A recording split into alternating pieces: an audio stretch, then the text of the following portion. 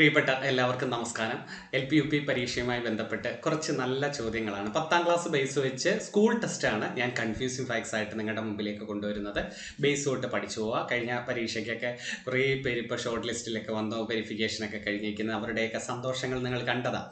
അടുത്ത പരീക്ഷയ്ക്ക് നിങ്ങൾ തീർച്ചയായിട്ടും ഉണ്ടായിരിക്കണം. കാരണം ഒത്തിരി പ്രതീക്ഷയോടുകൂടിയായിരിക്കും ഒന്നുകിൽ നിങ്ങൾ TTC എടുത്തത്, അല്ലെങ്കിൽ B.Ed എടുത്തത്, അല്ലേ? അപ്പോൾ നിങ്ങളുടെ മനസ്സിൽ ഒത്തിരി ലക്ഷ്യങ്ങൾ കാണും. നല്ലൊരു അധ്യാപികയാകണം, അല്ലെങ്കിൽ നല്ലൊരു അധ്യാപകനാകണം, ഒരു ടീച്ചറായി എന്തൊക്കെ പുതുമകൾ കൊണ്ടുവരണം, എന്തൊക്കെ വ്യത്യസ്തത ഉണ്ടാകണം, ഒരു ടീച്ചർ എന്ന ബഹുമതിയിൽ മറ്റുള്ളവരെ പോലെ ആകാതെ എന്തെങ്കിലുമൊക്കെ ചെയ്യണം. ഓരോ ഇൻസ്റ്റഗ്രാം വീഡിയോ ഒക്കെ നമ്മൾ കാണുമ്പം ആ ടീച്ചർ ആ സ്കൂളിൽ ഒരു പ്രത്യേകതയാണ്, ആ കുട്ടികളുമായിട്ട് നല്ല ലയിച്ച്, അതൊക്കെ നിങ്ങൾക്ക് ആഗ്രഹങ്ങളില്ലേ? നിങ്ങളും ഇതെടുത്തത് തീർച്ചയായിട്ടും ഇങ്ങനെ ഒരു കോഴ്സ് പഠിച്ചത് തീർച്ചയായിട്ടും അഭിമാനത്തോടു കൂടി നിൽക്കാനാണ്. എല്ലാവർക്കും ഒന്നും പൈസ കൊടുത്ത് സ്കൂളിൽ കയറാൻ പറ്റത്തില്ലായിരിക്കും, അല്ലേ? ഒരു 10% പേര് ചിലപ്പം ക്യാഷ് ഉള്ളവരായിരിക്കും, അവർ കൊടുക്കും. പക്ഷെ ബാക്കിയുള്ളവർ പൈസയുമായി ബന്ധമല്ലേ, കഷ്ടപ്പെട്ടാൽ നമുക്ക് ജോലി കിട്ടും. നമ്മളെപ്പോലുള്ളവർ തന്നെയാണ് ഈ ലിസ്റ്റിൽ വന്നത്. അതുകൊണ്ട് ഇച്ചിരി മെനക്കെട്ടാൽ, ഇപ്പം നിങ്ങളുടെ മുമ്പിൽ നല്ല സമയം തന്നിട്ടുണ്ട്.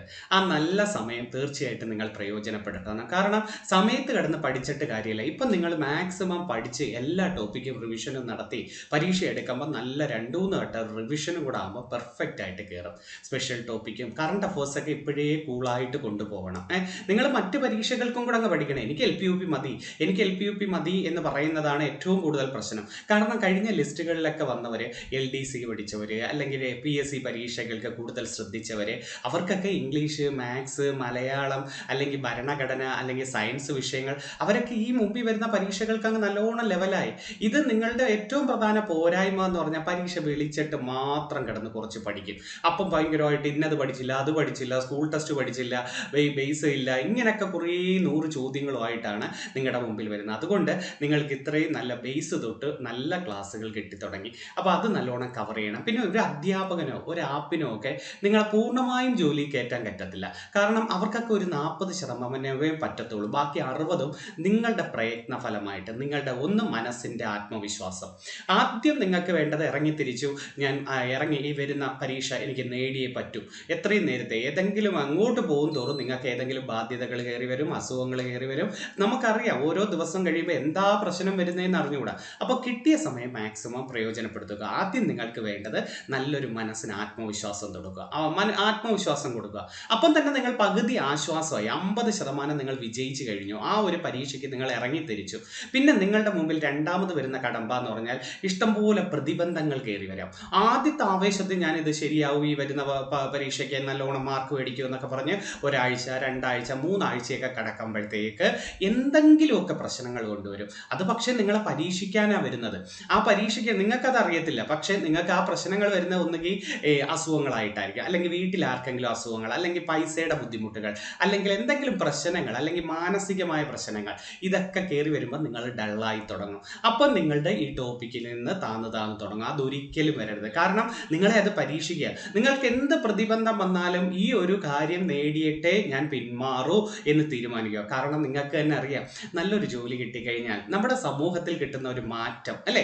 ഏതൊരു മലയാളിയും ആഗ്രഹിക്കുന്നതാ ഒരു ഗവൺമെന്റ് ജോലി കിട്ടണം. നിങ്ങൾ ആരെടുത്ത് ചോദിച്ചു നോക്കുക, എത്ര പ്രൈവറ്റ് മേഖലയിൽ ജോലി ചെയ്യുന്നവരായാലും അവരുടെ മനസ്സിലും ഉള്ളിലും കാണും, ഒരു പ്രൈവറ്റ് ജോലി, ഒരു ഗവൺമെന്റ് ജോലി ആയിരുന്നെങ്കിൽ ഒരു ബുദ്ധിമുട്ടും അറിയണ്ടായിരുന്നു. കറക്റ്റ് 1-ാം തീയതി സാലറിയും കിട്ടുന്നു, കറക്റ്റ് രാവിലെ പോകുന്നു, വൈകിട്ട് ചെയ്യുന്നു, ഹെവി വർക്കില്ല, ടാർഗറ്റ് ഇല്ല, ഇങ്ങനെ അങ്ങ് പോവാം. പിന്നെ ശമ്പളം ചിലപ്പോൾ ഒരു പരിമിതമായിരിക്കും. മറ്റ് ചില ബിസിനസ് മേഖലകളിൽ ഹെവി ശമ്പളമൊക്കെ ആയിരിക്കും. പക്ഷേ മനസ്സിന് സ്വസ്ഥത, മനസ്സിന് സന്തോഷം, നല്ലൊരു പൊസിഷൻ സമൂഹത്തിലായാലും വീട്ടിലായാലും. നിങ്ങളൊരു ഫംഗ്ഷനൊക്കെ ചെല്ലുമ്പോഴേ ടീച്ചറാണ് എന്ന് പറയുമ്പം നമ്മളിപ്പം ആദ്യം നമ്മൾ ഒരാളുടെ പരിചയപ്പെടുമ്പം പേര് ചോദിക്കും, അല്ലേ? എന്താ പേര്? പിന്നെ രണ്ടാമത് ചോദിക്കുന്ന കൊച്ചുകുട്ടികളോടാണെങ്കിൽ നമ്മൾ ചോദിക്കില്ല. പക്ഷെ രണ്ടാമത് ചോദിക്കുന്ന ചോദ്യം എന്താ?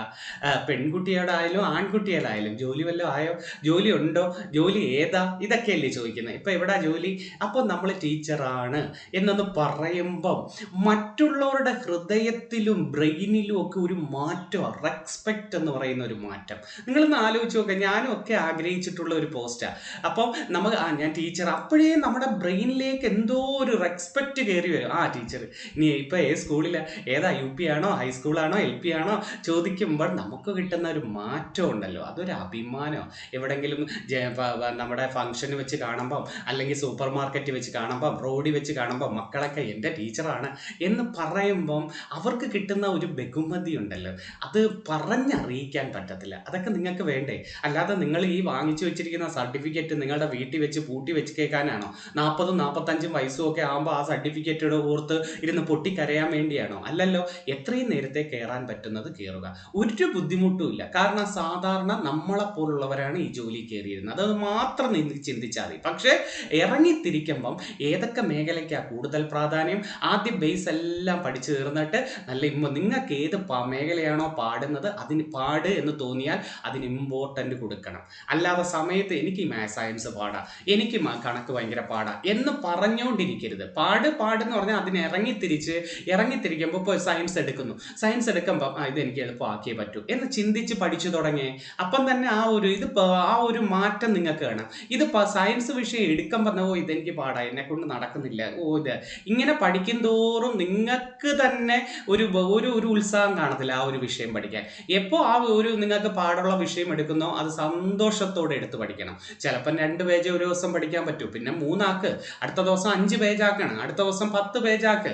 അങ്ങനെ വരുമ്പോൾ അത് പലതവണ റിവിഷൻ നടത്തണം. തിങ്കൾ ബുധൻ വെള്ളി വരെ പഠിച്ചിട്ട്, അല്ലെങ്കിൽ തിങ്കളാഴ്ച പഠിക്കുന്നത് ചൊവ്വാഴ്ച റിവിഷൻ നടത്തിയിട്ട് ചൊവ്വാഴ്ച പുതിയ ടോപ്പിക്ക് പോകുക. അപ്പോഴത്തേക്ക് ആ വേടുകൾ അങ്ങ് ലയിക്കും. പലരും പറയും വർഷങ്ങൾ മറന്നു പോകുന്നു സാറേ, ഇതെങ്ങനെയാണ്. പക്ഷേ ഈ ജോലി കയറുന്നതാര്, ഈ ലിസ്റ്റ് വന്നതാര്, ഇവരൊക്കെ ഇതേ ചിന്താഗതിയിലുള്ളവരാ. പക്ഷെ അവർ കട്ടയ്ക്ക് നല്ല രീതിയിൽ പഠിച്ച് മുന്നേറിയിട്ട് തന്നെയാണ് അവർക്ക് ഈ ജോലി കിട്ടിയത്. അതുകൊണ്ട് എനിക്ക് നിങ്ങളോട് എടുത്തു പറയാനുള്ളത്, വേറെ ഒന്നും നിങ്ങൾ ചിന്തിക്കേണ്ട, മുന്നോട്ട് പോവുക.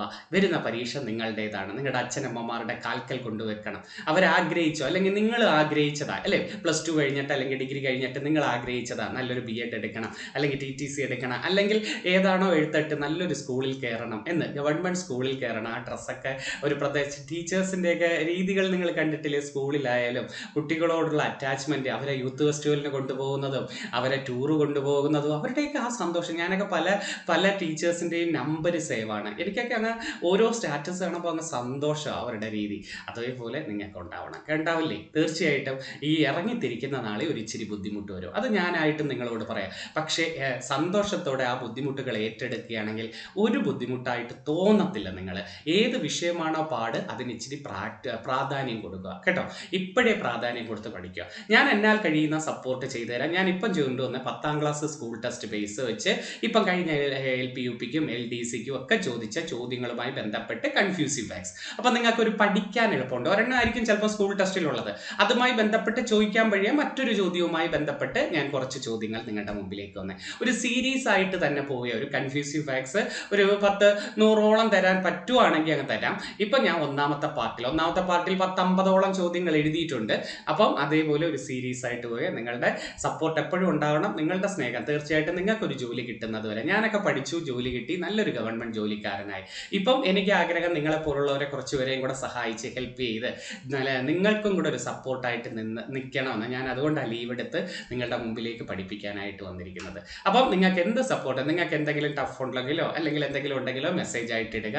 എന്നാൽ കഴിയുന്ന സപ്പോർട്ട് ഞാൻ മെസ്സേജ് വായിച്ചതിന് ശേഷം അടുത്ത പ്രാവശ്യം തീർച്ചയായിട്ടും ക്ലാസ്സിൽ ഉൾപ്പെടുത്തിയിരിക്കും. ഓക്കെ, പഠിക്കത്തില്ലേ? അപ്പം അന്നേന്ന് തരുന്ന ടോപ്പിക്ക് അന്നേന്ന് തന്നെ പഠിച്ചു പോവുക, കയറി വരിക, കിട്ടും. വേറെ ഒന്നും ചിന്തിക്കേണ്ട. അടുത്ത പ്രാവശ്യത്തെ LP UPയിൽ നിങ്ങളുണ്ടായിരിക്കും എന്ന വാശിയോടുകൂടി മുന്നോട്ട് പോവുക. ഓക്കെ, നമുക്ക് അംഗം തുടങ്ങാം. അപ്പോൾ ഒന്നാമത്തെ ചോദ്യത്തിലേക്ക്. Okay, confusing facts part 1. ഏറ്റവും കൂടുതൽ PSCക്ക് പരീക്ഷയ്ക്ക് ചോദിച്ച ചോദ്യം തന്നെ ഞാൻ ഒന്നാമത് എഴുതിയിരിക്കുന്നത്. എന്താണെന്ന് നോക്കിയേ. ഇന്ത്യൻ നാഷണൽ കോൺഗ്രസിന്റെ ലക്ഷ്യം പൂർണ്ണ സ്വരാജ് ആണെന്ന് പ്രഖ്യാപിച്ചത് ഏത് സമ്മേളനത്തിലെന്ന്? പൂർണ്ണ സ്വരാജ് കേട്ടിട്ടുണ്ട് അല്ലെ? ഇന്ത്യൻ നാഷണൽ കോൺഗ്രസിന്റെ ലക്ഷ്യം പൂർണ്ണ സ്വരാജ് ആണെന്ന് പ്രഖ്യാപിച്ച സമ്മേളനം 1929 ലാഹോർ സമ്മേളനം. ആരായിരുന്നത്? ജവഹർലാൽ നെഹ്റു ആണ് ആ സമയത്തെ INCയുടെ പ്രസിഡന്റ്. അപ്പം ഇന്ത്യയുടെ ലക്ഷ്യം, ഈ INCയുടെ ലക്ഷ്യം പൂർണ്ണ സ്വരാജ് ആണെന്ന് പ്രഖ്യാപിച്ച വർഷം എന്നാണ് 1929 ലാഹോർ സമ്മേളനം. ആ സമയത്ത് INCയുടെ പ്രസിഡന്റ് ആരാ? ജവഹർലാൽ നെഹ്റു. അടുത്ത മറ്റൊരു കൺഫ്യൂസിംഗ് ഫാക്ട്സ് ഉണ്ടോ? ഇന്ത്യൻ നാഷണൽ കോൺഗ്രസിന്റെ ലക്ഷ്യം സ്വരാജ് വെറും സ്വരാജ് ആണെന്ന് പ്രഖ്യാപിച്ചത് 1906 കൊൽക്കത്ത സമ്മേളനത്തിലാണ്. ദാദാഭായ് നവറോജിയാണ് ആ സമയത്തെ INCയുടെ പ്രസിഡന്റ്. അപ്പം സ്വരാജും പഠിച്ചു, പൂർണ്ണ സ്വരാജും പഠിച്ചു. പൂർണ്ണ സ്വരാജ് പ്രമേയം പാസ്സാക്കിയത് 1929 ലാഹോർ സമ്മേളനം. സ്വരാജ് പ്രഖ്യാപിച്ചത് 1906 കൊൽക്കത്ത സമ്മേളനം. രണ്ടും പ്രസിഡന്റ് ആരാണ്? പൂർണ്ണ സ്വരാജ് ജവഹർലാൽ നെഹ്റു, സ്വരാജ് ദാദാഭായ് നവറോജി അല്ലെ? ജവഹർലാൽ നെഹ്റുവിനെ കുറിച്ച് വേറെ ഒന്ന് ചോദ്യങ്ങൾ പറയട്ടെ. ഇദ്ദേഹത്തിന്റെ ആത്മകഥയുടെ പേര് ആത്മകഥ എന്നാണ്. ജവഹർലാൽ നെഹ്റുവിന്റെ ആത്മകഥയുടെ പേരെന്താണ്? ആത്മകഥ എന്നതായിരുന്നു. അതുപോലെ ഇദ്ദേഹത്തിന്റെ 2-3 പ്രശസ്ത കൃതികൾ നിങ്ങൾക്ക് ചോദിക്കാം. ഏതൊക്കെയാണെന്നറിയാമോ? നിങ്ങൾ കേട്ടിട്ടുണ്ട്, ഒരച്ഛൻ മകൾക്കയച്ച കത്തുകൾ, വിശ്വചരിത്രാവലോകനം, ഇന്ത്യയെ കണ്ടെത്തൽ. ഇതൊക്കെ ആരുടെ കൃതിയാണ്? ജവഹർലാൽ നെഹ്റുവിന്റെ കൃതിയാണ്. അപ്പോൾ ഇന്ത്യയെ കണ്ടെത്തൽ, വിശ്വചരിത്രാവലോകനം, ഗ്ലൈംസസ് ഓഫ് വേൾഡ് ഹിസ്റ്ററി, വിശ്വചരിത്രാവലോകനം, ഒരച്ഛൻ മകൾക്കയച്ച കത്തുകൾ, ഇതൊക്കെ ആരുടെ ആയിരുന്നത്? നമ്മുടെ ജവഹർലാൽ നെഹ്റുവിന്റെയാണ് അല്ലെ. ജവഹർലാൽ നെഹ്റുവിന്റെ ജന്മദിനമല്ലേ നമ്മൾ ശിശുദിനമായിട്ട് പറയുന്നത്? എന്നാണ് ശിശുദിനം? നവംബർ 14 അല്ലെ. നവംബർ 14. നിങ്ങൾക്ക് വേറൊരു ചോദ്യം ഉണ്ടേ. നവംബർ 14 പ്രമേഹ ദിനവും അന്നാണ്. പ്രമേഹ ദിനമില്ലേ, ഡയബറ്റിസ് ഡേ. അപ്പം ശിശുദിനവും പ്രമേഹ ദിനവും ഒരു ദിവസം തന്നെ. എന്നാണ് നവംബർ 14. അപ്പം ജവഹർലാൽ നെഹ്റു ആണ് INCയിൽ പൂർണ്ണ സ്വരാജ് പ്രമേയം പാസ്സാക്കിയത്. നല്ലൊരു ക്വസ്റ്റ്യൻ ആണ്. പിന്നെ വേറൊരു ചോദ്യം പറയട്ടെ. ജവഹർലാൽ നെഹ്റു ഇദ്ദേഹമാണ് ചേരിചേരാ നയത്തിന്റെ ശില്പി. ഇന്ത്യയിൽ ചേരിചേരാ നയത്തിന്റെ ശില്പി ആര് എന്ന് ചോദിച്ചാൽ നിങ്ങൾ പറയേണ്ടത് ആരാണ്? ജവഹർലാൽ നെഹ്റു. പഞ്ചവത്സര പദ്ധതികളുടെ പിതാവ് ജവഹർലാൽ നെഹ്റു ആണ്. 1951 വന്ന പഞ്ചവത്സര പദ്ധതികളിലൂടെ 1951 ആരംഭിച്ച പഞ്ചവത്സര പദ്ധതിയുടെ പിതാവും ജവഹർലാൽ നെഹ്റു. ചേരിചേരാ പ്രസ്ഥാനത്തിന്റെ, ചേരിചേരാ നയത്തിന്റെ പിതാവ് ആരെന്ന് ചോദിച്ചാൽ നിങ്ങൾ പറയേണ്ടത് ആരാടെ? ജവഹർലാൽ നെഹ്റു ആണ്. അത് രണ്ടും നല്ലൊരു പോയിന്റ് ആയിരുന്നു. ഓക്കെ, ഒത്തിരി ഉണ്ട് അദ്ദേഹത്തിനെ കുറിച്ച് പറയാൻ നിന്നാൽ ഒത്തിരി ഉണ്ട്. നമുക്ക് തിരിച്ചു വരാം. അപ്പം 29 ലാഹോർ സമ്മേളനം, 1906 കൊൽക്കത്തയിൽ സ്വരാജ്. ആരാടെ? ദാദാഭായ് നവറോജി അല്ലെ. അദ്ദേഹത്തിന്റെ 2 ചോദ്യങ്ങൾ പറയട്ടെ. ദാദാഭായ് നവറോജിയുടെ ഇന്ത്യൻ പൊളിറ്റിക്സിന്റെ പിതാവും ഇന്ത്യൻ എക്കണോമിക്സിന്റെ പിതാവും ദാദാഭായ് നവറോജിയാണ്. ഇന്ത്യൻ പൊളിറ്റിക്സിന്റെ പിതാവും ഇന്ത്യൻ എക്കണോമിക്സിന്റെ പിതാവും ആരാടെ? ദാദാഭായ് നവറോജി. ഇദ്ദേഹത്തിന്റെ ഒരു പ്രശസ്ത കൃതിയാണ് poverty and unBritish rule in India. Poverty and unBritish rule in India ആരുടെ കൃതിയാണ്? ദാദാഭായ് നവറോജിയുടെ കൃതിയാണ് poverty and unBritish rule in India. ഇദ്ദേഹത്തിന്റെ മാസികയുടെ പേരാണ് voice of India. Voice of India എന്ന് പറയുന്നത്. അപ്പൊ poverty and unBritish rule in India ഇദ്ദേഹത്തിന്റെ കൃതിയാണ്. വോയിസ് ഓഫ് ഇന്ത്യ എന്ന് പറയുന്ന മാസികയാരുടെയാണ്? ദാദാഭായ് നവറോജി. നല്ലൊരു പോയിന്റ് ഉണ്ട്. ഇദ്ദേഹമാണ് ഇന്ത്യയിൽ ആദ്യമായിട്ട് ദേശീയ വരുമാനം കണക്കാക്കിയത്. ഇന്ത്യയിൽ ആദ്യമായിട്ട് ദേശീയ വരുമാനവും പ്രതിശീർഷ വരുമാനവും കണക്കാക്കിയത് ആരാടെ? ദാദാഭായ് നവറോജിയാണ്. അപ്പൊ ഇന്ത്യയിൽ ആദ്യമായി ദേശീയ വരുമാനവും പ്രതിശീർഷ വരുമാനവും കണക്കാക്കിയത് ആരാടെ? ദാദാഭായ് നവറോജി. പിന്നെ നല്ലൊരു പോയിന്റ് പറയട്ടെ. ഇന്ത്യൻ നാഷണൽ കോൺഗ്രസിന് ആ പേര് കൊടുത്തത് ദാദാഭായ് നവറോജിയാണ്. INCക്ക് ആ പേര് കൊടുത്തതാര് എന്ന് ചോദിച്ചിട്ടുണ്ട്. ആരാടെ? ദാദാഭായ് നവറോജി. അപ്പൊ ദാദാഭായ് നവറോജിയെ കുറിച്ച് എന്തൊക്കെ? ഇദ്ദേഹത്തിന്റെ സിദ്ധാന്തം ഓർമ്മയുണ്ടോ നിങ്ങൾക്ക്? മസ്തിഷ്ക ചോർച്ചാ സിദ്ധാന്തം, ബ്രെയിൻ ഡ്രെയിൻ തിയറി. ആരുടെ എന്ന് ചോദിച്ചിട്ടില്ലേ? ബ്രെയിൻ ഡ്രെയിൻ തിയറി അഥവാ മസ്തിഷ്ക ചോർച്ചാ സിദ്ധാന്തം ആരുടെയാ? ദാദാഭായ് നവറോജി. അപ്പൊ എന്തൊക്കെ പറഞ്ഞത് ദാദാഭായ് നവറോജിയെ കുറിച്ച്? ഇന്ത്യൻ എക്കണോമിക്സിന്റെ പിതാവും ഇന്ത്യൻ പൊളിറ്റിക്സിന്റെ പിതാവും ദാദാഭായ് നവറോജിയാണ്. Poverty and unBritish rule in India അദ്ദേഹത്തിന്റെ പ്രധാന കൃതിയാണ്. വോയിസ് ഓഫ് ഇന്ത്യ എന്ന് പറയുന്ന മാസിക അദ്ദേഹത്തിന്റെയാണ്. ഇന്ത്യയിൽ ആദ്യമായി ദേശീയ വരുമാനവും പ്രതിശീർഷ വരുമാനവും കണക്കാക്കിയത് ആരാടെ?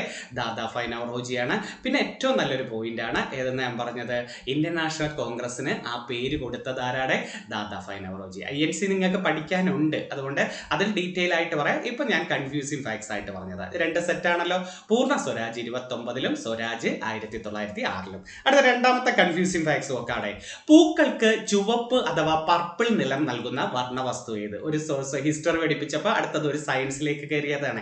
പൂക്കൾക്ക് ചുവപ്പ് അഥവാ പർപ്പിൾ നിറം നൽകുന്നത് ആന്തോസയാനിൻ. കേട്ടോ, ആന്തോസയാനിൻ.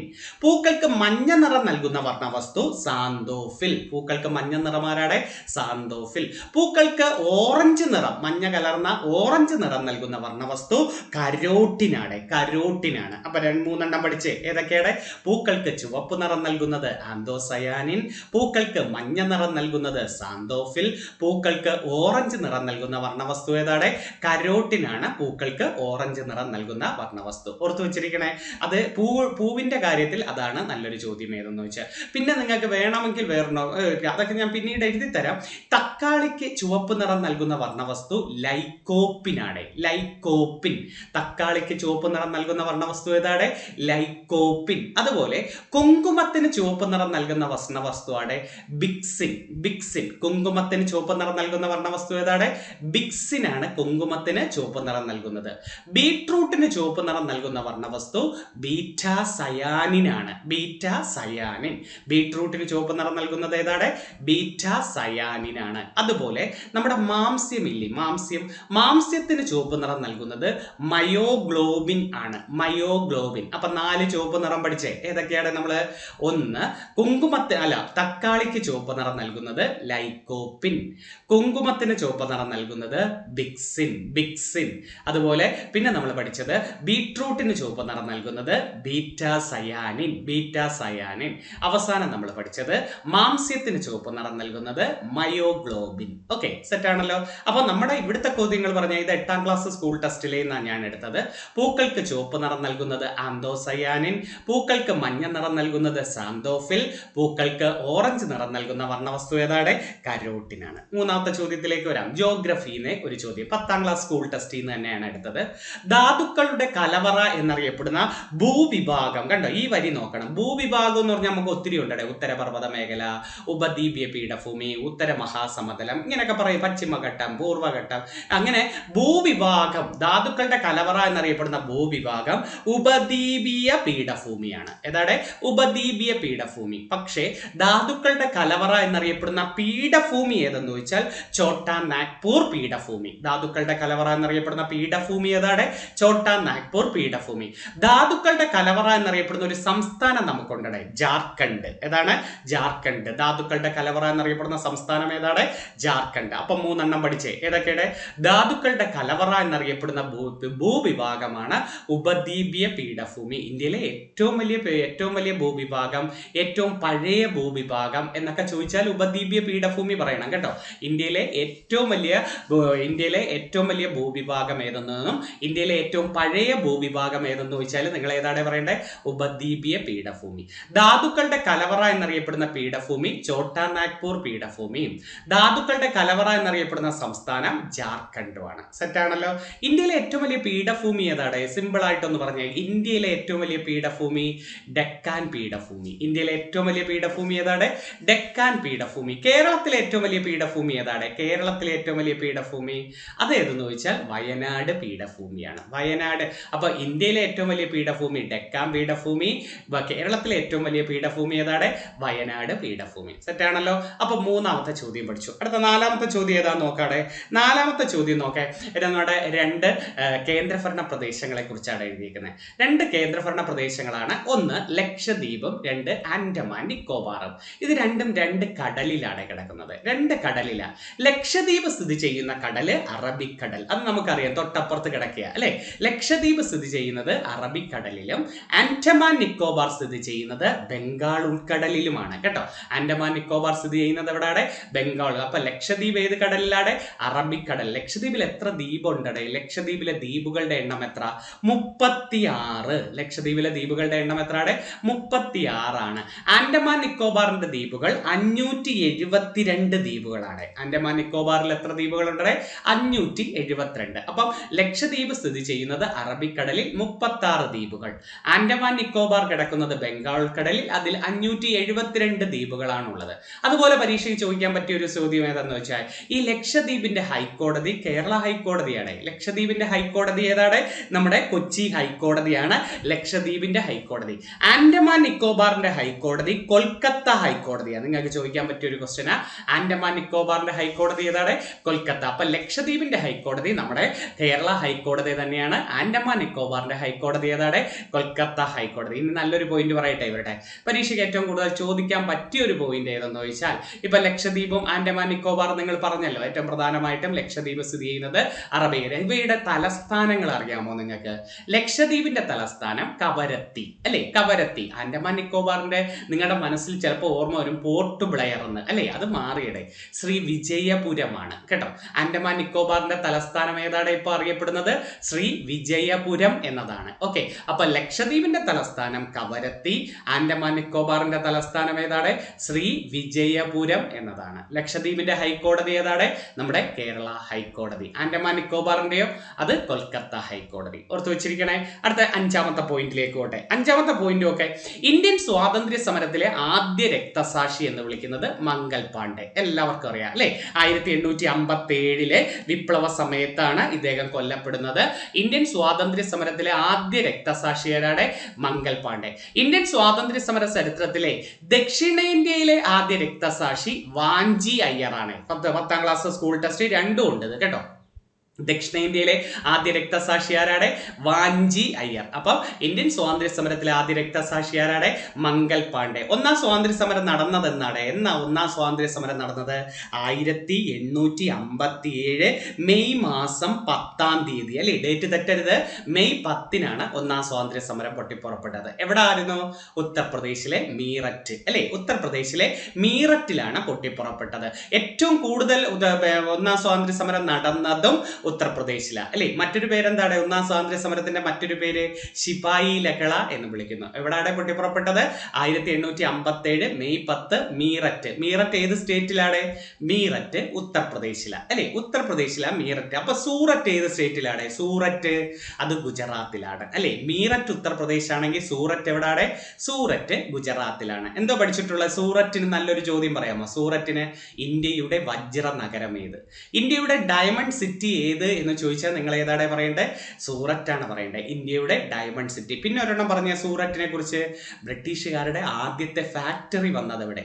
ബ്രിട്ടീഷുകാരുടെ ആദ്യ ഫാക്ടറി വന്നത് എവിടെ എന്ന് ചോദിച്ചാൽ നിങ്ങൾ പറയേണ്ടത് എവിടെയാണ്? സൂററ്റിലാണ്. അപ്പൊ ഇന്ത്യയുടെ ആദ്യത്തെ ഇന്ത്യയുടെ ഏറ്റവും വലിയ വജ്ര നഗരം ഏത്? ബ്രിട്ടീഷുകാരുടെ ആദ്യ ഫാക്ടറി ഏതെന്നൊക്കെ ചോദിച്ചാൽ ഏതാണ് പറയേണ്ടത്?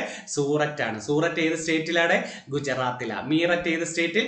മീററ്റ് ഉത്തർപ്രദേശിലാണ്. ഓർമ്മ വേണേ. അപ്പൊ നല്ലൊരു ക്വസ്റ്റ്യൻ. മംഗൽ പാണ്ഡെ വാഞ്ചി അയ്യറുമാണ്. ഓക്കെ, അടുത്ത ചോദ്യത്തിലേക്ക് വരാം. ഭരണഘടനയിലെ ഒരു ചോദ്യം നോക്കെ. നമുക്ക് ഭരണഘടനയിലെ അവകാശങ്ങൾ 3 ഉണ്ട് അല്ലെ. ഭരണഘടനയിലെ അവകാശങ്ങൾ 3 ഉണ്ട്. ഏതൊക്കെയാണ്? 1 ഏതാ? മൗലികാവകാശം. 2 നിർദ്ദേശക തത്വങ്ങൾ. 3 മൗലിക കർത്തവ്യങ്ങൾ അല്ലെ. മൗലിക അവകാശം, നിർദ്ദേശക തത്വങ്ങൾ, മൗലിക കർത്തവ്യങ്ങൾ. ഇതിനെക്കുറിച്ച് ഭരണഘടനയുടെ ഭാഗം എവിടെയാണെന്ന് ചോദിക്കാം കേട്ടോ. അപ്പൊ മൗലിക അവകാശങ്ങളെ കുറിച്ച് പ്രതിപാദിക്കുന്ന ഭരണഘടനയുടെ ഭാഗം 3 ആണ്. ഭാഗം ഏതാണ്? 3. പിന്നെ നിർദ്ദേശക തത്വങ്ങളാണ്. നിർദ്ദേശക തത്വങ്ങളെ കുറിച്ച് പ്രതിപാദിക്കുന്ന ഭരണഘടനയുടെ ഭാഗം 4 ആണ്. നിർദ്ദേശക തത്വങ്ങളെ കുറിച്ച് പ്രതിപാദിക്കുന്ന ഭരണഘടനയുടെ ഭാഗം ഏതാണ്? 4. അടുത്തത് മൗലിക കർത്തവ്യങ്ങളെ കുറിച്ച് പ്രതിപാദിക്കുന്ന ഭരണഘടനയുടെ ഭാഗം 4A. കണ്ടോ, ഒരു വെറൈറ്റി ഉണ്ട്. 4A. അപ്പോൾ മൗലിക അവകാശങ്ങളെ കുറിച്ച് പ്രതിപാദിക്കുന്നത് ഭാഗം 3, നിർദ്ദേശക തത്വങ്ങളെ കുറിച്ച് പ്രതിപാദിക്കുന്നത് ഭാഗം 4, മൗലിക കർത്തവ്യങ്ങളെ കുറിച്ച് അഥവാ കടമകളെ കുറിച്ച് പ്രതിപാദിക്കുന്ന ഭാഗം എത്രയാണ്? 4A. ഇത് 3 കടമെടുത്തത് വേറൊരു രാജ്യങ്ങളിൽ നിന്നല്ലേ? നമുക്ക് അതും കൂടെ ഒന്ന് പഠിച്ചാലോ. മൗലിക അവകാശങ്ങൾ കടമെടുത്തത് അമേരിക്കയിൽ നിന്നാണ്. മൗലിക അവകാശങ്ങൾ കടമെടുത്തത് എവിടെ നിന്നാണ്? അമേരിക്കയിൽ നിന്നും. നിർദ്ദേശക തത്വങ്ങൾ കടമെടുത്തത് അയർലൻഡിൽ നിന്നാണ്. നിർദ്ദേശക തത്വങ്ങൾ കടമെടുത്തത് എവിടെ നിന്നാണ്? അയർലൻഡിൽ നിന്നാണ്. മൗലിക കർത്തവ്യങ്ങൾ കടമെടുത്തത് എവിടെ നിന്നെന്ന് അറിയാമോ? അത് സോവിയറ്റ് യൂണിയൻ, റഷ്യയിൽ നിന്നാണ് മൗലിക കർത്തവ്യങ്ങൾ കടമെടുത്തത്.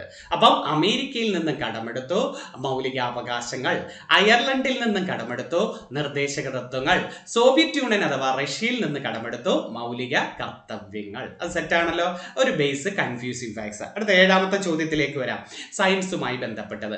മനുഷ്യന്റെ ശ്രവണ പരിധി എത്രയെന്ന് ചോദിക്കാണ്. മനുഷ്യന്റെ ശ്രവണ പരിധി 20 ഹെർട്സിനും 20,000 ഹെർട്സിനും ഇടയിലാണ് മനുഷ്യന്റെ ശ്രവണ പരിധി വരേണ്ടത്. 20 ഹെർട്സിനും 20,000 ഹെർട്സിനും ഇടയിൽ.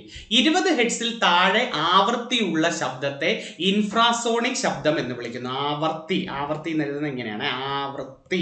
ആവൃത്തിയുള്ള ശബ്ദത്തെ എന്ത് വിളിക്കാതെ? ഇൻഫ്രാസോണിക് ശബ്ദം എന്ന് വിളിക്കുന്നു.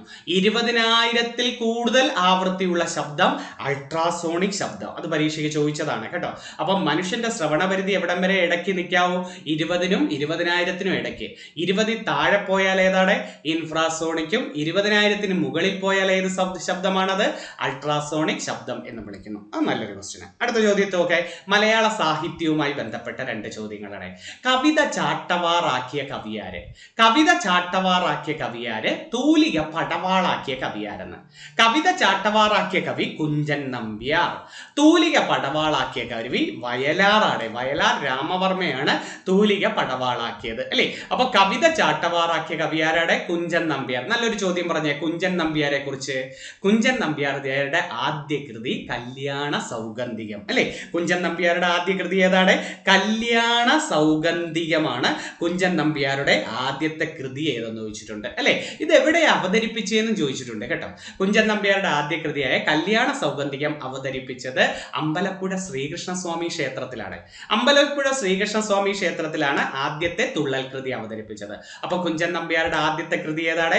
കല്യാണ സൗഗന്ധികം. അതുപോലെ തുള്ളൽ പ്രസ്ഥാനത്തിന്റെ പിതാവ് കുഞ്ചൻ നമ്പ്യാരല്ലേ?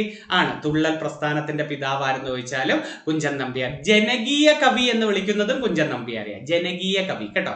മലയാളത്തിന്റെ ജനകീയ കവി, തുള്ളൽ പ്രസ്ഥാനത്തിന്റെ പിതാവ്, കവിത ചാട്ടവാറാക്കിയ കവി എന്നൊക്കെ വിളിക്കുന്നത് അവിടെ ആരെയാണ്? കുഞ്ചൻ നമ്പ്യാർ. ഏത് ജില്ലക്കാരനാണ് കുഞ്ചൻ നമ്പ്യാർ? എവിടെയാ ജനിച്ചത്? പാലക്കാട് കിള്ളിക്കുറിശി മംഗലത്തിലെ കലക്കത്ത് ഭവനം. കലക്കത്ത് ഭവനം കേട്ടോ. കലക്കത്ത് ഭവനം. കുഞ്ചൻ നമ്പ്യാർ ജനിച്ചത് എവിടാണ്? പാലക്കാട് കിള്ളിക്കുറിശി മംഗലത്തിലെ കലക്കത്ത് ഭവനം. ആരുടെ വീട്ടുപേരാണ്? കുഞ്ചൻ നമ്പ്യാരുടെ വീട്ടുപേര്. പേപ്പട്ടി കടിച്ചു മരിച്ച മലയാള കവി ആരെന്ന് ചോദിച്ചിട്ടില്ലേ? പേപ്പട്ടി കടിച്ചു മരിച്ച മലയാള കവി ആരാണ്? കുഞ്ചൻ നമ്പ്യാരാണ് പേപ്പട്ടി കടിച്ചു മരിച്ച. തുള്ളൽ പ്രസ്ഥാനത്തിന്റെ പിതാവ് ആരാണ്? തുള്ളൽ പ്രസ്ഥാനത്തിന്റെ പിതാവ് ആരെന്ന് ചോദിച്ചാൽ ഓട്ടം തുള്ളലല്ലേ അദ്ദേഹത്തിന്റെ ഫേമസ്, നമ്മുടെ കുഞ്ചൻ നമ്പ്യാരാണ്. ഓർത്തു വെച്ചിരിക്കണേ. പാവങ്ങളുടെ കഥകളി എന്ന് വിളിക്കുന്നത് ഓട്ടം തുള്ളലാണ് കേട്ടോ. പാവങ്ങളുടെ കഥകളി എന്നറിയപ്പെടുന്ന കലാരൂപം ഏതാണ്? ഓട്ടം തുള്ളലാണ്. ഓർത്തു വെച്ചിരിക്കണേ. അപ്പൊ കവിത ചാട്ടവാറാക്കിയ കവി ആരാണ്? കുഞ്ചൻ നമ്പ്യാർ. കൃതി ഏതാ ആദ്യത്തെ? കല്യാണ സൗഗന്ധികം. ഏത് ജില്ലക്കാരനാ? പാലക്കാട് കിള്ളിക്കുറിശി മംഗലത്തിലെ കലക്കത്ത് ഭവനം. പിന്നെ ഒരു പരീക്ഷയ്ക്ക് ചോദിച്ചു കുഞ്ചൻ ദിനം എന്നാന്ന് ചോദിച്ചിട്ടുണ്ട്. കുഞ്ചൻ ദിനം മെയ് 5 കേട്ടോ. കുഞ്ചൻ ദിനം എന്നാണ് മെയ് 5 കുഞ്ചൻ ദിനം എന്ന് പറയുന്നത്. ഓക്കെ. അപ്പൊ തൂലിക പടവാളാക്കിയ കവി ആരാണ്? വയലാർ. സ്നേഹിക്കയില്ല ഞാൻ നോവും ആത്മാവിനെ, സ്നേഹിച്ചിടാത്തൊരു തത്വശാസ്ത്രത്തെ. അങ്ങനെയുള്ള ഒത്തിരി വരികളൊക്കെ പഠിക്കാനുണ്ട്. വയലാറിന്റെ സർഗസംഗീതം അല്ലെ, ആത്മാവിലൊരു ചിത, ഇതൊക്കെ അദ്ദേഹത്തിന്റെ പ്രശസ്ത കൃതികളല്ലേ. സർഗസംഗീതം ഒത്തിരി നല്ല കൃതിയാണ്. ആയിഷ, എനിക്ക് മരണമില്ല, അതൊക്കെ അദ്ദേഹത്തിന്റെ ആണെന്ന് തോന്നുന്നു. എനിക്ക് വലിയ പിടിയില്ല, എന്നാലും എനിക്ക് മരണമില്ല, ആയിഷ, സർഗസംഗീതം, മാനിഷാദ, ഇതൊക്കെ അദ്ദേഹത്തിന്റെ പ്രശസ്ത കൃതിയാണ് അല്ലെ. അശ്വമേധമൊക്കെ അദ്ദേഹത്തിന്റെ അല്ലേ. അശ്വമേധം എന്നും പറഞ്ഞൊരു കവിതയൊക്കെ നമ്മൾ പഠിച്ചിട്ടില്ലേ? ആരൊരാളൻ കുതിരയെ കെട്ടുവാൻ, ആരൊരാളൻ മാർഗം മുടക്കുവാൻ എന്നും പറഞ്ഞൊരു വരിയില്ലേ. അശ്വമേധം എന്ന് പറയുന്ന അദ്ദേഹത്തിന്റെ, ഞാനൊക്കെ സ്കൂളിൽ പഠിക്കുമ്പോൾ പെൺകുട്ടികൾ കവിത പാടുന്നതാണ്. ഈ അശ്വമേധം കവിത പാടുന്നതാണ്. ഓക്കെ. നല്ലൊരു കുതിരയെ പിടിച്ച് കെട്ടുന്നതായിരുന്നു. ഈശ്വരനല്ല ഞാൻ, മാന്ത്രികനല്ല ഞാൻ, പച്ചമണ്ണിൻ മനുഷ്യത്വമാണു ഞാൻ. ഈശ്വരന്, അതൊക്കെ ഈ വയലാറിന്റെ പ്രശസ്ത വരികളാണ് കേട്ടോ. ഈശ്വരനല്ല ഞാൻ, മാന്ത്രികനല്ല ഞാൻ, പച്ചമണ്ണിൻ മനുഷ്യത്വമാണ് ഞാൻ. അതുപോലെ ഈ ഒരു കൃതി ആരൊരാളൻ കുതിരയെ കെട്ടുവാൻ, ആരൊരാളൻ, അതുപോലെ നല്ലൊരു പേരുണ്ട് ആത്മാവിൽ ഒരു ചിതയാണ് അദ്ദേഹത്തിന്റെ ഒരു വിലാപകാവ്യം ഏതെന്ന് ചോദിച്ചാൽ അതിൽ നല്ല ഒരു വരിയുണ്ട്. അതിലെ വരികൾ എന്തായിരുന്നു? നല്ലൊരു വരിയാണ്, നല്ലൊരു വരിയാണ്, മറന്നുപോയി, ഇപ്പം എനിക്കൊരു ഓർമ്മയില്ല. പിന്നീട് അടുത്ത ക്ലാസ്സിൽ ഓർമ്മിപ്പിച്ചിട്ട് ഞാൻ പറയാം. ഓക്കെ. അടുത്ത ചോദ്യത്തിലേക്ക് വരട്ടെ. അടുത്ത ചോദ്യം നോക്കേ. ഒരു മൂലകത്തിന്റെ എല്ലാ സ്വഭാവവും കാണിക്കുന്ന ഏറ്റവും ചെറിയ കണിക ആറ്റം എന്ന് വിളിക്കുന്നത്. ആറ്റവും തന്മാത്രയും തമ്മിൽ നിങ്ങൾക്ക് എപ്പോഴും കൺഫ്യൂഷൻ വരത്തില്ല ഇവിടെ. ഇത് നോക്കേ, ഒരു മൂലകത്തിന്റെ എല്ലാ സ്വഭാവവും കാണിക്കുന്ന ഏറ്റവും ചെറിയ കണിക ആറ്റമാണ്. അപ്പൊ തന്മാത്ര എന്താന്ന് ചോദിച്ചാൽ എന്താ പറയാടെ? സ്വതന്ത്രമായും സ്ഥിരമായും നിൽക്കാൻ കഴിയുന്ന ഏറ്റവും ചെറിയ കണികയെ എന്ത് വിളിക്കാം? തന്മാത്ര എന്ന് വിളിക്കുന്നു. ഒരു മൂലകത്തിന്റെ എല്ലാ സ്വഭാവവും കാണിക്കുന്ന ഏറ്റവും ചെറിയ കണിക ആറ്റമാണെങ്കിൽ സ്വതന്ത്രമായും സ്ഥിരമായും നിൽക്കാൻ കഴിയുന്ന ഏറ്റവും ചെറിയ കണിക ഏതാണ്? തന്മാത്രയാണ്. അത് സെറ്റാണല്ലോ. അടുത്തത് 3 പ്രശസ്ത പത്രങ്ങൾ. എളുപ്പമുള്ള 3, എളുപ്പമല്ല, ഒരു കൂടുതൽ ആവർത്തിച്ച ചോദ്യങ്ങളാണ്. അൽ ഹിലാൽ എന്ന പത്രം മൗലാന അബുൽ കലാം ആസാദ് എന്ന സ്വാതന്ത്ര്യ സമര സേനാനിയുടെയാണ്. അൽ ഹിലാൽ. അൽ അമീൻ എന്ന പത്രം മുഹമ്മദ് അബ്ദുൾ റഹ്മാൻ, നമ്മുടെ കേരളക്കാരനാണ്, മുഹമ്മദ് അബ്ദുൾ റഹ്മാൻ കോഴിക്കോട് ഉപ്പ് സത്യാഗ്രഹ ജാഥയൊക്കെ നയിച്ചത് അദ്ദേഹമാണ്. അൽ ഇസ്ലാം എന്ന പത്രം വക്കം അബ്ദുൽ ഖാദർ മൗലവിയുടെയാണ്. വക്കം അബ്ദുൽ ഖാദർ മൗലവി, കേരള മുസ്ലിം നവോത്ഥാനത്തിന്റെ പിതാവ് എന്നൊക്കെ വിളിക്കുന്നത് അദ്ദേഹത്തെയാണ്. അപ്പൊ അൽ ഹിലാൽ എന്ന് പറയുന്ന പത്രമാരുടെയാണ്? മൗലാന അബുൽ കലാം ആസാദ്. ആരുടെ മൗലാന അബുൽ കലാം ആസാദ്? ഇന്ത്യയുടെ ആദ്യത്തെ വിദ്യാഭ്യാസ മന്ത്രി അല്ലെ? ഇന്ത്യയുടെ ആദ്യത്തെ വിദ്യാഭ്യാസ മന്ത്രി. കൂടാതെ ഇദ്ദേഹത്തിന്റെ ജന്മദിനമല്ലയോടെ ഇന്ത്യയിൽ വിദ്യാഭ്യാസ ദിനമായിട്ട് പറയുന്നത്. എന്നാണ് ഇന്ത്യയിൽ വിദ്യാഭ്യാസ ദിനം? നവംബർ 11. ആരുടെ ജന്മദിനമാണ്? നവംബർ 11. ആരുടെ ജന്മദിനം എന്ന് ചോദിച്ചാൽ നിങ്ങൾ പറയേണ്ടത് മൗലാന അബുൽ കലാം ആസാദിന്റെ ജന്മദിനമാണ്. ഓക്കെ, അത് ഏത് ദിനമായിട്ട് പറയുന്നു? വിദ്യാഭ്യാസ ദിനമായിട്ട് പറയുന്നു. ഇദ്ദേഹത്തിന്റെ ആത്മകഥ നിങ്ങൾ പഠിച്ചു നോക്കണം കേട്ടോ. India wins freedom. India wins freedom ആരുടെ ആത്മകഥയാണ്? മൗലാന അബുൽ കലാം ആസാദിന്റെയാണ്. ഓക്കെ, അപ്പൊ എന്തൊക്കെ പഠിച്ചത്?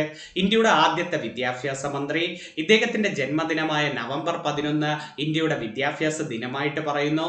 അൽ ഹിലാൽ എന്ന പത്രമാര്, അൽ ഹിലാൽ അൽ ബലാഖ് വേറൊരു പത്രം അദ്ദേഹത്തിന്റെ കേട്ടോ. അൽ ഹിലാൽ അൽ ബലാഖ് എന്നീ പത്രങ്ങൾ ഇദ്ദേഹത്തിന്റെയാണ്. ഇദ്ദേഹത്തിന്റെ ആത്മകഥയുടെ പേര് ഇന്ത്യ വിൻസ് ഫ്രീഡം എന്നാണ്. പിന്നെ INC നിങ്ങൾ പഠിക്കുമ്പോഴേ നിങ്ങൾ പഠിക്കുമ്പോൾ അതിലൊരു ചോദ്യമുണ്ട്. ബ്രിട്ടീഷ് ഇന്ത്യയിൽ തുടർച്ചയായി INCയുടെ പ്രസിഡന്റ് ആര് എന്ന് ചോദിച്ചാലും മൗലാന അബുൽ കലാം ആസാദാണ്. ബ്രിട്ടീഷ് ഇന്ത്യയിൽ തുടർച്ചയായിട്ട് INCയുടെ പ്രസിഡന്റ് 40 മുതൽ 46 വരെ തുടർച്ചയായി INCയുടെ പ്രസിഡന്റ് ആയിരുന്നത് ആരാണ്? മൗലാന അബുൽ കലാം ആസാദാണ്. സെറ്റാണല്ലോ, അത് നല്ലൊരു പോയിന്റ്. പിന്നെ പരീക്ഷയ്ക്ക് ചോദിക്കാൻ സാധ്യതയുള്ള നല്ലൊരു ചോദ്യം ഏതാണെന്നറിയാമോ? മെക്കയിൽ ജനിച്ച സ്വാതന്ത്ര്യ സമര സേനാനി. മെക്കയിൽ ജനിച്ച സ്വാതന്ത്ര്യ സമര സേനാനി മൗലാന അബുൽ കലാം ആസാദാണ്. സെറ്റാണല്ലോ. അപ്പം മൗലാന അബുൽ കലാം നല്ല 2-3 ചോദ്യങ്ങൾ പഠിച്ചു. അടുത്തത് കണ്ട അൽ-അമീൻ എന്ന പത്രം മുഹമ്മദ് അബ്ദുൾ റഹ്മാനാണ്. നമ്മുടെ ഉപ്പ് സത്യാഗ്രഹ ജാഥ കണ്ണൂര് നയിച്ചത് കേളപ്പൻ. നിങ്ങൾക്കറിയാം, കേരള ഗാന്ധി എന്ന് വിളിക്കുന്ന കേളപ്പനാണ്. കണ്ണൂര് പയ്യന്നൂര് അല്ലേ? 2ാം ബർദോളി എന്നൊക്കെ അറിയപ്പെടുന്ന സ്ഥലം പയ്യന്നൂരല്ലേ? അത് കണ്ണൂരാണ് ഉപ്പ് സത്യാഗ്രഹ ജാഥ. കോഴിക്കോട് ഉപ്പ് സത്യാഗ്രഹ ജാഥ നയിച്ചത് ഈ മുഹമ്മദ് അബ്ദുൾ റഹ്മാനാണ്. കോഴിക്കോട് ഉപ്പ് സത്യാഗ്രഹ ജാഥ നയിച്ചത് ആരാണ്? മുഹമ്മദ് അബ്ദുൾ റഹ്മാൻ. അദ്ദേഹത്തിന്റെ പത്രത്തിന്റെ പേരെന്താ? അൽ-അമീൻ എന്നാണ്. ഇദ്ദേഹത്തിന് ഒരു നല്ലൊരു വിശേഷണം ഉണ്ടേ. കേരള സുഭാഷ് ചന്ദ്രബോസ് എന്ന് വിളിക്കുന്നത് ആരെ? കേരള സുഭാഷ് ചന്ദ്രബോസ് എന്ന് വിളിക്കുന്നത് മുഹമ്മദ് അബ്ദുൾ റഹ്മാനെയാണ്. മറന്നു പോരുതേ. അടുത്ത നോക്കെ, അൽ ഇസ്ലാം എന്ന പത്രം വക്കം അബ്ദുൽ ഖാദർ മൗലവിയുടെയാണ്. അൽ ഇസ്ലാം എന്ന പത്രം വക്കം അബ്ദുൽ ഖാദർ മൗലവി. കേട്ടോ, നല്ലൊരു പോയിന്റ് ആണ്. അടുത്ത ചോദ്യത്തിലേക്ക് വരാം. 11ാമത്തെ പോയിന്റ്, സുവർണ നാര് എന്ന് വിളിക്കുന്നത് ചണമാണ്. സുവർണ നാര്, ഗോൾഡൻ ഫൈബർ. പക്ഷേ സാർവത്രിക നാര് അഥവാ യൂണിവേഴ്സൽ ഫൈബർ എന്ന് വിളിക്കേണ്ടത് പരുത്തിയാണ്. സുവർണ നാര് എന്ന് വിളിക്കുന്നത് എന്തിനാണ്? ചണമാണ്. സാർവത്രിക നാര് 10ാം ക്ലാസ്സിലുണ്ട്, 10ാം ക്ലാസ് സ്കൂൾ ടെസ്റ്റിൽ ഉള്ളതാണ്. സാർവത്രിക നാര് എന്ന് വിളിക്കുന്നത് എന്തിനാണ്? പരുത്തിയാണ് അല്ലേ? ചണം ഏറ്റവും കൂടുതൽ ഉൽപ്പാദിപ്പിക്കുന്ന സംസ്ഥാനം ഏതാണെന്ന് അറിയാമോ? ചണം പശ്ചിമ ബംഗാളാണ്. ചണം ഏറ്റവും കൂടുതൽ ഉൽപ്പാദിപ്പിക്കുന്ന സംസ്ഥാനം ഏതാണ്? പശ്ചിമ ബംഗാൾ. പരുത്തി ഏറ്റവും കൂടുതൽ ഉൽപ്പാദിപ്പിക്കുന്ന സംസ്ഥാനം ഏതാണെന്ന് അറിയാമോ? പരുത്തി ഗുജറാത്തിലാണ്. പരുത്തി ഏറ്റവും കൂടുതൽ എവിടെയാണ്? ഗുജറാത്തിൽ. അപ്പൊ ചണം ഏറ്റവും കൂടുതൽ പശ്ചിമ ബംഗാൾ ആണെങ്കിൽ പരുത്തി ഏറ്റവും കൂടുതൽ എവിടെയാണ്? ഗുജറാത്തിലാണ്. പരുത്തി കൃഷിക്ക് അനുയോജ്യമായ മണ്ണ് ഏതാണ്? പരുത്തി കൃഷിക്ക് അനുയോജ്യമായ മണ്ണ് കറുത്ത മണ്ണാണ് അല്ലെ? കറുത്ത മണ്ണാണ് പരുത്തി കൃഷിക്ക് അനുയോജ്യമായ മണ്ണ് എന്ന്. ചണമില്ല്, ഇന്ത്യയിലെ ആദ്യത്തെ ചണമില്ല് എവിടാന്നൊക്കെ ചോദിച്ചിട്ടുണ്ട്. ചണ ഏറ്റവും കൂടുതൽ പശ്ചിമ ബംഗാളിലാണല്ലോ. ഇന്ത്യയിൽ ഏറ്റവും ആദ്യത്തെ ചണമില്ല് എവിടെയെന്ന് ചോദിച്ചാൽ കൊൽക്കത്തയിലെ റിഷറ എന്ന് പറയുന്ന സ്ഥലത്താണ്. 10ാം ക്ലാസ് സ്കൂൾ ടെസ്റ്റ് ജിയോഗ്രഫിയിലെ ചോദ്യമാണ്. ഇതൊക്കെ പിന്നീട് നിങ്ങൾ വായിക്കുമ്പോൾ നിങ്ങൾക്ക് മനസ്സിലാവും. കൊൽക്കത്തയിലെ റിഷറ കേട്ടോ. ആദ്യത്തെ ചണമില്ല് ഇന്ത്യയിൽ വന്നത് എവിടെയാണ്? കൊൽക്കത്തയിലെ റിഷറ. അപ്പൊ സുവർണ നാരെന്ന് വിളിക്കുന്നത് എന്തിനെയാണ്? ചണത്തിനെയാണ്. ചണം ഏറ്റവും കൂടുതൽ ഉൽപ്പാദിപ്പിക്കുന്ന സംസ്ഥാനം ഏതാണ്? പശ്ചിമ ബംഗാളാണ് ചണം ഏറ്റവും കൂടുതൽ. യൂണിവേഴ്സൽ ഫൈബർ അഥവാ സാർവത്രിക നാര് പരുത്തി. പരുത്തി ഏറ്റവും കൂടുതൽ എവിടെ? ഗുജറാത്തിലാണ്. ഓക്കെ, ഓർത്ത് വെക്കുമല്ലോ. അടുത്ത നല്ലൊരു പോയിന്റിലേക്കൊക്കെ റിസർവ് ബാങ്കിനെ കുറിച്ച് നമുക്ക് നോക്കാടെ. റിസർവ് ബാങ്ക് ഇന്ത്യയിലെ ഏറ്റവും വലിയ ബാങ്ക് അല്ലേ? ബാങ്കുകളുടെ ബാങ്ക് എന്നും സർക്കാരിന്റെ ബാങ്ക് എന്നും വായ്പകളുടെ നിയന്ത്രകൻ എന്നും ഒക്കെ അറിയപ്പെടുന്നത് റിസർവ് ബാങ്ക് ആണ്. എന്നാണ് റിസർവ് ബാങ്ക് നിലവിൽ വന്നത്? 1935 ഏപ്രിൽ 1 ഡേറ്റ് തെറ്റണ്ട, ഏപ്രിൽ 1 വരുന്നത്. ഇത് ആദ്യം രൂപീകരിക്കുന്നത് കൊൽക്കത്തയിൽ വെച്ച്. ഇത് പലരും തെറ്റിച്ചിട്ടുണ്ട്. റിസർവ് ബാങ്കിന്റെ ആദ്യ ആസ്ഥാനം കൊൽക്കത്ത. 2 വർഷം കഴിഞ്ഞിട്ടാണ് റിസർവ് ബാങ്കിന്റെ ഇപ്പോഴത്തെ ആസ്ഥാനം ആക്കിയത് മുംബൈയിലെ നരിമാൻ പോയിന്റ് എന്ന് നിങ്ങൾ കേട്ടിട്ടില്ലേ? റിസർവ് ബാങ്കിന്റെ നിലവിലെ ആസ്ഥാനം എവിടെയാണ്? മുംബൈയിലാണ്. എന്നാണ് റിസർവ് ബാങ്ക് ദേശസാൽക്കരിച്ചതെന്ന് ചോദിച്ചാൽ 49 ജനുവരി 1 നല്ലൊരു പോയിന്റ്. അപ്പൊ റിസർവ് ബാങ്ക് വന്നതെന്നു ചോദിച്ചാൽ 35 ഏപ്രിൽ 1 റിസർവ് ബാങ്ക് ദേശസാൽക്കരിച്ചതെന്നു ചോദിച്ചാൽ 49 ജനുവരി ജനുവരി 1 റിസർവ് ബാങ്ക് ദേശസാൽക്കരിച്ചത്. റിസർവ് ബാങ്ക് രൂപീകരിച്ച കമ്മീഷൻ ഏതാന്ന് ചോദിച്ചിട്ടില്ലേ? റിസർവ് ബാങ്ക് രൂപീകരിച്ച കമ്മീഷൻ ഹിൽട്ടൺ യങ് കമ്മീഷൻ. ഏതാണ്? ഹിൽട്ടൺ യങ് കമ്മീഷൻ പ്രകാരമാണ് റിസർവ് ബാങ്ക് രൂപീകരിക്കുന്നത്. റിസർവ് ബാങ്കിന്റെ ചിഹ്നത്തിലെ മൃഗം കടുവയാണ്. റിസർവ് ബാങ്കിന്റെ ചിഹ്നത്തിൽ കാണുന്ന മൃഗം ഏതാണ്? കടുവയാണ്. അതിൽ റിസർവ് ബാങ്കിന്റെ ചിഹ്നത്തിൽ കാണപ്പെടുന്ന വൃക്ഷം എണ്ണപ്പനയാണ് കേട്ടോ. എണ്ണപ്പന. റിസർവ് ബാങ്കിന്റെ ചിഹ്നത്തിൽ കാണപ്പെടുന്ന വൃക്ഷം ഏതാണ്? എണ്ണപ്പന. അപ്പൊ റിസർവ് ബാങ്ക് രൂപീകരിച്ച commission Hilton young commission. Reserve ബാങ്കിന്റെ ചിഹ്നത്തിലുള്ള മൃഗം കടുവ. റിസർവ് ബാങ്കിന്റെ ചിഹ്നത്തിലുള്ള വൃക്ഷം ഏതാണ്? എണ്ണപ്പനയാണ്. ഓക്കെ, സെറ്റ് ആണല്ലോ.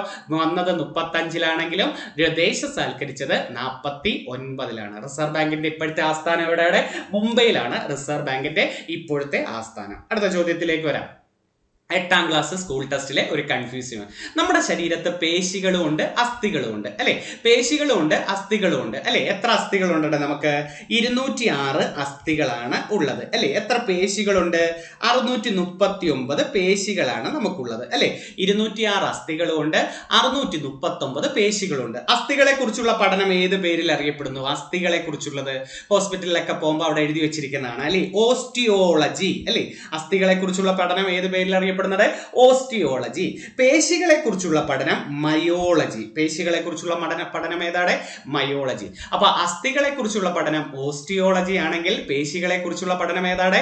മയോളജിയാണ്. ഓക്കെ, അത് സെറ്റ് ആണല്ലോ. ഇനി എന്താ നമ്മുടെ ചോദ്യം എന്ന് നോക്കാം. അസ്ഥികളെ പേശികളുമായി ബന്ധിപ്പിക്കണം. നമ്മുടെ ശരീരത്തെ അസ്ഥിയും പേശിയും ഉണ്ടല്ലോ.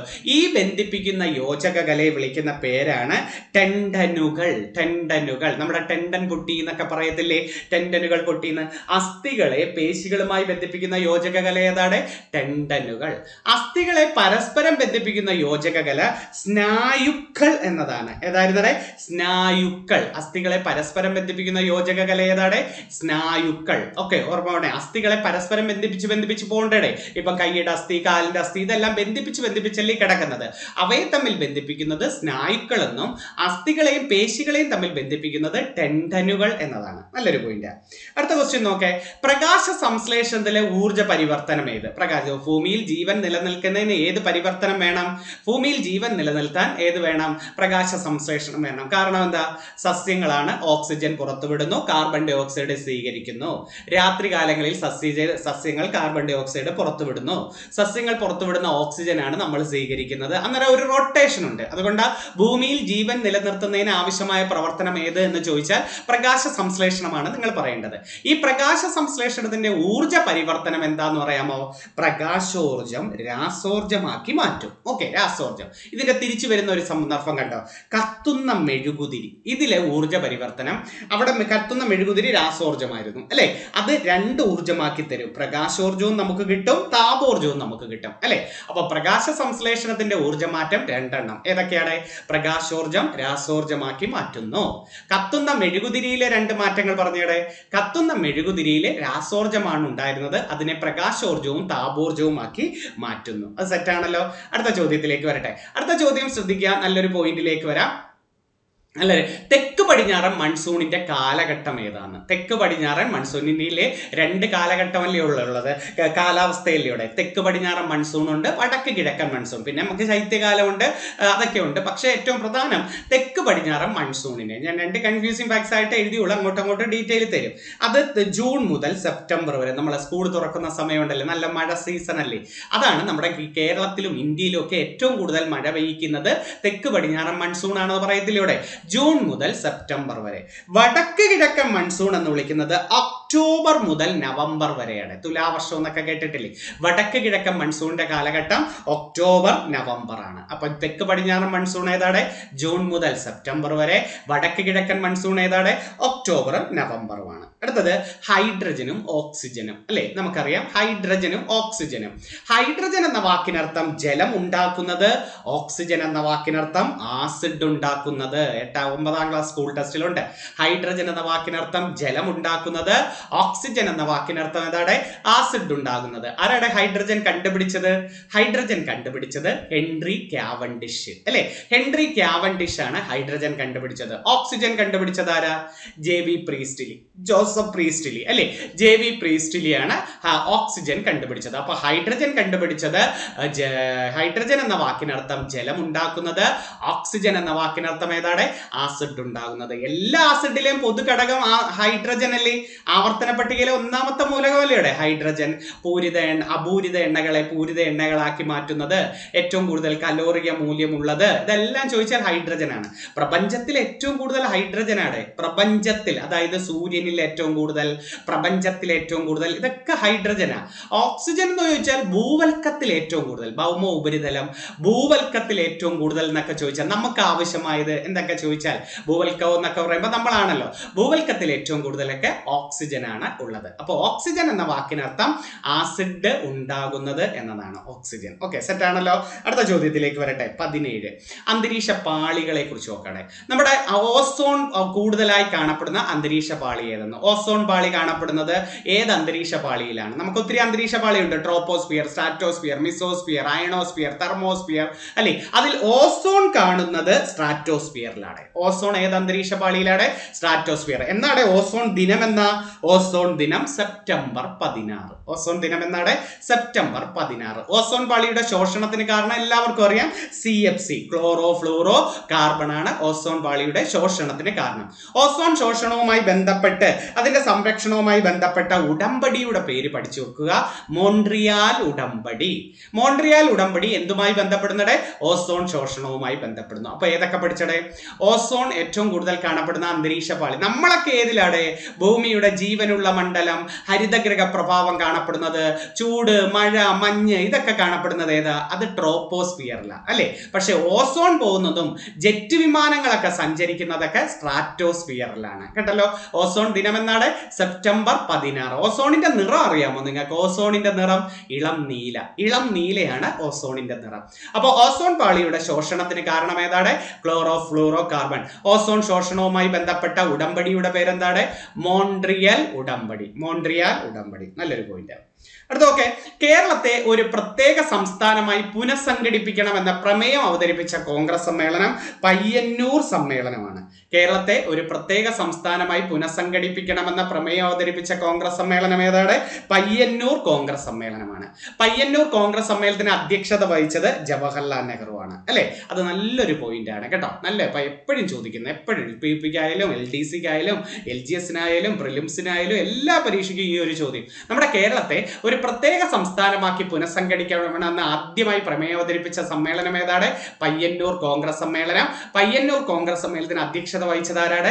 ജവഹർലാൽ നെഹ്റു ആണ്. ഓക്കെ, അടുത്ത നോക്കെ. കെമിസ്ട്രിയിലെ നമ്മൾ കെമിസ്ട്രിയിൽ നമ്മൾ പഠിക്കുന്ന ഒരു വേർഡല്ലേ ഐസോബാർ, ഐസോടോപ്പ്, ഐസോട്ടോണ് അല്ലെ. Isobar, isotope, isotone. ഒരേ മാസ് നമ്പറും വ്യത്യസ്ത അറ്റോമിക നമ്പറും വന്നാൽ ഐസോബാർ. ഒരേ മാസ് വന്ന ബാറാണ് ഐസോബാർ.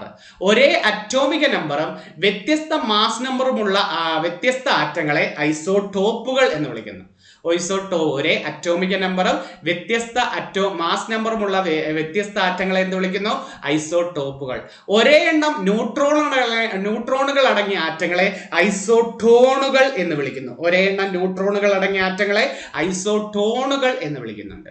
അപ്പം ഒരേ മാസ് നമ്പറും വ്യത്യസ്ത അറ്റോമിക നമ്പറും ഉള്ള ആറ്റങ്ങളാണ് ഐസോബാറുകൾ. ഒരേ അറ്റോമിക നമ്പറും വ്യത്യസ്ത മാസ് നമ്പറും ഉള്ളത് ഐസോടോപ്പുകൾ. ഒരേ എണ്ണം ന്യൂട്രോണുകൾ അടങ്ങിയത് ഐസോട്ടോണുകൾ. ഓക്കെ, സെറ്റ് ആണല്ലോ. ലാസ്റ്റ് നമ്മുടെ 20 ചോദ്യം ഞാൻ തന്നിട്ടുള്ളൂ. മലയാളത്തിലെ ആദ്യത്തെ വ്യാകരണ ഗ്രന്ഥം എഴുതിയതാര്? മലയാളത്തിലെ ആദ്യത്തെ വ്യാകരണ ഗ്രന്ഥം ഡോക്ടർ ആഞ്ചലോസ് ഫ്രാൻസിസ് ആണ്. മലയാള ഭാഷയിലെ ആദ്യ നിഘണ്ടു അർണോസ് പാതിരിയാണ് എഴുതിയത്. അപ്പൊ മലയാളത്തിലെ ആദ്യത്തെ വ്യാകരണ ഗ്രന്ഥം തയ്യാറാക്കിയത് ആരാണ്? ആഞ്ചലോസ് ഫ്രാൻസിസ്. മലയാള ഭാഷയിലെ ആദ്യ നിഘണ്ടു തയ്യാറാക്കിയത് ആരാടെ? അർണോസ് പാതിരി. ആദ്യ നിഘണ്ടു തയ്യാറാക്കിയത് ആരാടെ? അർണോസ് പാതിരി. സെറ്റാണല്ലോ. അപ്പൊ ആദ്യ വ്യാകരണം, ഇനി അതിൽ ഒത്തിരി കയറി പോകാനുണ്ട്, പക്ഷെ നിങ്ങൾ അത് തിരിഞ്ഞു പോകും. എല്ലാം കൂടെ പറഞ്ഞാൽ ഇതിനെ എഴുതിയെടുക്കാൻ കോൺസെൻട്രേഷൻ നഷ്ടപ്പെടും. ഇപ്പൊ 20 ചോദ്യം 10, 40, 50 ഒരു ചോദ്യങ്ങളുണ്ട്. എന്നാലും ഒന്നാം ഘട്ടം അല്ലേ, കൂടുതലിട്ട് ബുദ്ധിമുട്ടിക്കേണ്ടെന്ന് വെച്ചാണ്. ഇതേപോലെ നമുക്ക് ഓരോ ഘട്ടം ഓരോ ദിവസം നിങ്ങൾക്ക് എപ്പോഴാണോ പറയുന്ന അനുസരിച്ച് ഞാൻ എഴുതി തരാം. നിങ്ങൾക്ക് അന്നേരം ആ സ്കൂൾ ടെസ്റ്റ് ബേസ് വെച്ച് ചോദിക്കുന്ന കൺഫ്യൂസിംഗ് ഫാക്ട്സ് എല്ലാം അങ്ങ് സെറ്റ് ആവുമല്ലോ. അപ്പൊ അതുമായി ബന്ധപ്പെട്ട അടുത്തൊരു ചോദ്യം നിങ്ങൾക്ക് കിട്ടുമല്ലോ. അതേപോലെ നല്ലോണം പഠിക്കുക. എല്ലാവിധ പ്രാർത്ഥനകളും സപ്പോർട്ടും. ഞങ്ങളൊക്കെ പറഞ്ഞു വന്നു പോയി, ഞങ്ങൾ പഠിച്ചു, ജോലി കിട്ടി. പക്ഷെ നിങ്ങളുടെ മനസ്സ് പോലിരിക്കും. അല്ലാതെ ഇന്ന സാറ് പറഞ്ഞാലേ അല്ലെങ്കിൽ ആരെങ്കിലും ഉണർത്തിയാലേ എന്നല്ല. എപ്പോഴെങ്കിലും എന്തെങ്കിലും ഡള്ളായി പോയി കഴിഞ്ഞാൽ നിങ്ങൾ തനിയെ ഉണരണം, തനിയെ ബ്രെയിനിലോട്ട് പറയണം, ഇത് എൻ്റെ ആവശ്യമാണ്. ഓരോ ദിവസവും കടന്നു പോയാൽ എന്നേക്കായി മിടുക്കരായവർ പഠിച്ച് കയറിപ്പോവും. അതിനോട് ഈ ഒരു ജോലി കിട്ടുന്നത് വരെ ഞാൻ ഇച്ചിരി കഷ്ടപ്പെടുന്നു. ജോലി കിട്ടിയതിന് ശേഷം എല്ലാം എനിക്ക് നിങ്ങളുടെ മുമ്പിൽ എല്ലാം നഷ്ടപ്പെട്ടതെല്ലാം തിരികെ വരുമെന്നേ. നിങ്ങളെ വേണ്ടാന്ന് പറഞ്ഞവരും അവജ്ഞയോടെ കണ്ടവരും എല്ലാവരും സന്തോഷത്തോടെ വരുന്ന കാണാം. നിങ്ങൾക്ക് ഇപ്പോൾ ഒരു വിലയും കാണത്തില്ല. സമൂഹത്തിലായാലും വീട്ടിലായാലും കാണുന്ന നിങ്ങളുടെ മുമ്പിൽ ജോലിയില്ല. ഇത്രയും പഠിച്ചിട്ട് ജോലിയില്ല എന്ന് പറഞ്ഞാൽ നിങ്ങളൊന്ന് ആലോചിച്ച് നോക്കെ. പെൺകുട്ടികളോടൊക്കെ എടുത്ത് ഞാൻ പറയുന്നത്, കല്യാണം കഴിച്ച് വീട്ടിൽ കുത്തിയിരിക്കാനാണോ ഇനിയുള്ള കാലഘട്ടങ്ങളിൽ നോക്കേണ്ടത് ഈ സർട്ടിഫിക്കറ്റ്? അതുപോലെ ആൺകുട്ടികളോട് എടുത്ത് പറയുന്നത്, നല്ലൊരു കാലഘട്ടമാണ് ഈ പ്രായത്തിൽ പഠിച്ച് സ്കൂളിലെ മികച്ച ഒരു അധ്യാപകനാവുന്നുള്ള അവാർഡുകളൊക്കെ വാങ്ങി എനിക്കൊക്കെ ഭയങ്കര ഞാൻ സ്വപ്നം കണ്ടിട്ടുള്ളതാണ്. പക്ഷെ ദൈവം എനിക്ക് സാഹചര്യങ്ങൾ അന്ന് തന്നിട്ടില്ലായിരുന്നു. അത്രയും ബുദ്ധിമുട്ടുണ്ടായതുകൊണ്ട് അതിന് പകരം വേറൊരു അധ്യാപകനാക്കി മാറ്റി. എത്രയോ വലിയ വലിയ ആൾക്കാർ അറിയുന്ന ഒരു അധ്യാപകനായി മാറിയില്ലേ? അതും ദൈവം ചിലപ്പോൾ അന്ന് പറ്റാത്തത് കൊണ്ട് വേറൊരു രീതിയിൽ ദൈവം അധ്യാപകനാക്കി മാറ്റി. അതുകൊണ്ട് നിങ്ങളോട് പറയാ, ഇപ്പം നിങ്ങൾക്ക് നല്ലൊരു അവസരമാണ്. ഈ അവസരം മാക്സിമം പ്രയോജനപ്പെടുത്തേണ്ടത് നിങ്ങളുടെ കാര്യമാണ്. അല്ലാതെ നിങ്ങളെ ഉണർത്താനും നിങ്ങൾ പഠിയടാ എന്ന് പറയാനോ ആരുമില്ല. നിങ്ങൾ വീണ് കിടന്നു കഴിഞ്ഞാൽ നിങ്ങളെ താഴ്ത്താനേ ആൾക്കാർ കാണത്തുള്ളൂ. ഉയർത്താൻ 1%, 2% കാണും. അത് എപ്പോഴും വരണമെന്നില്ല. അതുകൊണ്ട് എന്നും ഉണരുക, സ്വയം പഠിക്കുക.